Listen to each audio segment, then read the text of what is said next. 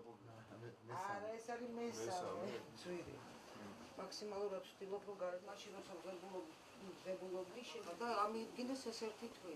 თქვენ წარმოიდგინეთ საერთოდ თვითონ გამგეობა ფინანსებში ნელ პირობებში ვცხოვრობ. მაგაში თუ დამეხმარებით ძალიან დიდი მაგალითია. არა, აუცილებლად. 21 საუკუნეში იშვიათია ესეთი, მაგრამ რა ვქნა, სხვა გამოსავალი. ამ ვირუსული მენინგიტის ფონზე, როდესაც ზლაურია ეს ინფექცია, აი რეალურად რა უნდა ხნას, ეხლა მარტოხელა დედა, რომელსაც 7 შვილი ყავს და მედიკამენტი, რომელიც ისედაც გაძვირდა, სოციალურ დაუცველებს ძალიან გაუჭირდათ უკანასკნელი განსაკუთრებით 1 წლის განმავლობაში, თუმცა ელემენტარულად ხელმისაწვდომობა აღარ აქვს მედიკამენტებზე. ძალიან გვეშინია, იმიტომ რომ მედიკამენტები არის საშინლად ძვირი.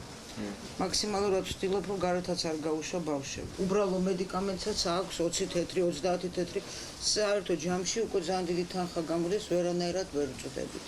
არ შეგვიძლია მაგისი. და ამათ თანდარწმითაც პროდუქტზეც საშინელი ფასები